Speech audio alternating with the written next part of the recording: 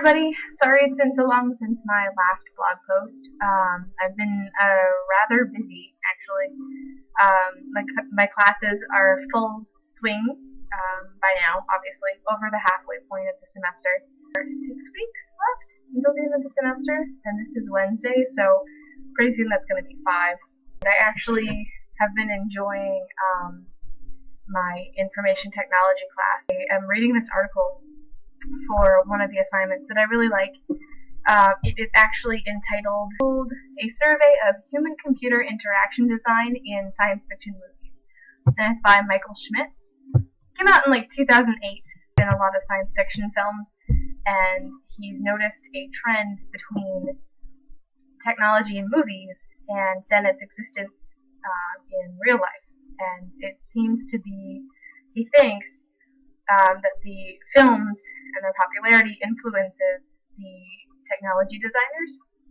So, for example, in Star Trek, The Next Generation from 1987, they have wall displays, they have a tablet in the med bay, and they have little PDA Blackberries, and they are off-site swap-shipped off the USS Enterprise. He has discussed those 3, well, many, but in those 3, they are now existent and in full swing and their everyday usage.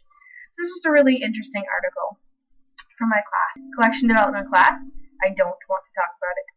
My class that I do in Providence each week, which is Organization of Information / Cataloging, that class, I have a project coming up where you have to craft your own case study. And I think my case study, I'm going to make up this scenario where this guy's inherited some money. He's a lover of books, but more or less he's a lover of comic books. And with that, he is going to purchase, technically it's a little bit outdated, but the chain store Borders, he's going to have purchased one of the Borders houses that went under, warehouses, stores, one of the stores that went under. And for that, he's then going to transform it into its own store called the Comic Vault. And it's going to be composed of 4 rooms. One is a lobby that's going to resemble the bridge of the Enterprise. One is a cafe, which will just be very nerd-inspired in what it sells and makes.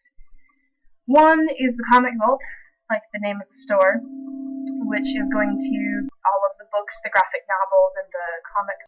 The merch store, or the merch section, which is like t-shirts and posters and DVDs and miscellaneous doodads. But those are going to be towards the back, I think.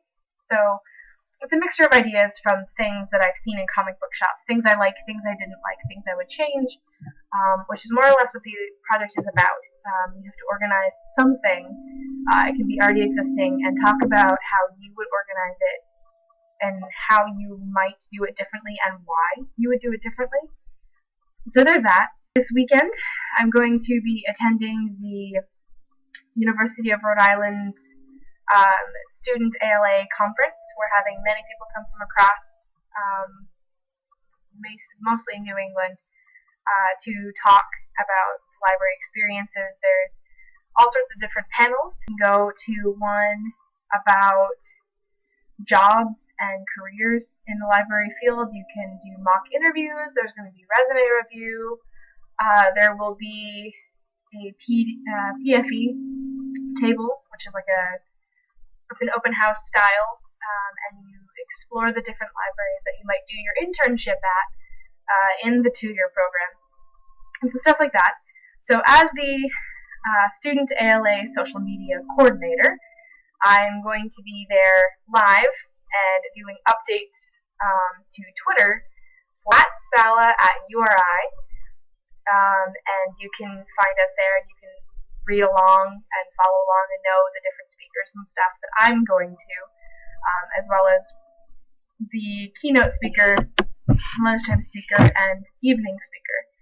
I just got an iPad 4, and I really like it. I have downloaded a few things. one of which includes Angry Birds. I also downloaded a comic book app, Google Drive. So on that, I will be posting live to Twitter throughout the day, and then that evening, I'm going to do a blog, a written blog. I'll connect the Sala at URI blog to my normal blog, which is Madame Brown. If you Google search, I smell like chocolate frogs, exactly that, you'll find one of the blogs that I wrote. It's gotten quite a few hits. You can flip forward to the more recent blogs, which start to involve a lot of my social media fulfillment in the ALA.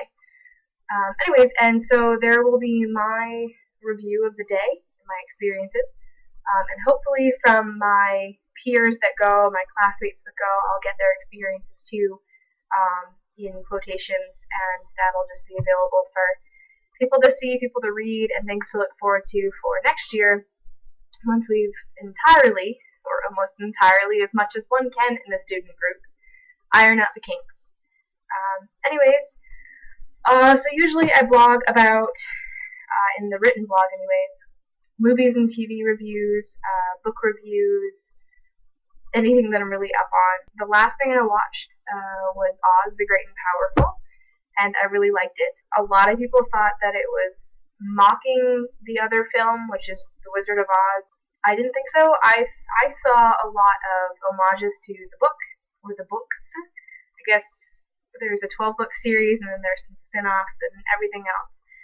Anyways, there were a lot of things, and I don't want to spoil them in case you haven't seen it, so I won't. I will say, though, another thing that I liked about it was the technicality, the level of technicality. If you YouTube Oz the Great and Powerful B-roll, you can see some of the, you can see Zach Braff as Finley on set in a blue unitard, and you can see he's holding a Finley puppet. And what they did for the China Girl and for Finley is they had a physical puppet on stage or on set. For the China Girl, I think they made two, which that was an impressive feat because it actually was handcrafted, of course, by this master puppeteer.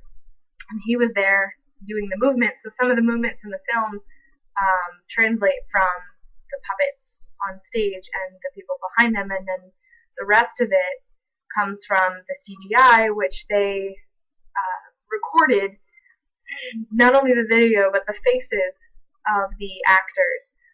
So if they were like really surprised, or if they were really like scared, or if they were like just really happy, those would translate into the faces of the characters. And there's so many more things I liked about the film. But that's my 2 cents. Other things, right now I'm reading a book by Timothy Zahn, and it's called Scoundrel, and it's a Star Wars kind of spin-off. It follows Han Solo and Chewbacca, and this kind of vault heist that they want to do, that they've been hired to do, and they put a team together, which includes Lando Calrissian and some other characters that I think Timothy Zahn either made up or he pulled from, like, in between stories from people who wrote between the films. Very nice and action-paced. I think I read the first 60 pages on one section of my train ride home during spring break last week. Other things, tonight I am going to go see The Incredible Burt Wonderstone, which stars Jim Carrey, Steve Carell, and Steve Buscemi, and I'm hoping to have a really good time and a really good comedy out of that one. I am also really looking forward to Jurassic Park 3D, which is not out for like another 3 weeks. April 5th is the date. And I'll let you know about my experiences on seeing that, as I believe it's only being released for a week. So, anyways, I got homework to do. I will catch you guys later and have a good evening. And stay tuned to my blog, which I can link again, on my YouTube, it should be listed on the right side of your feed, and you can check it out from there and know what's going on in my adventures in the library.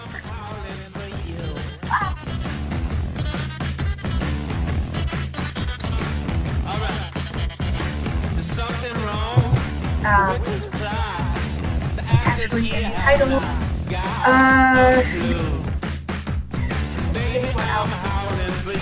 Anyway, so you can forward, just keep it forward. Yeah.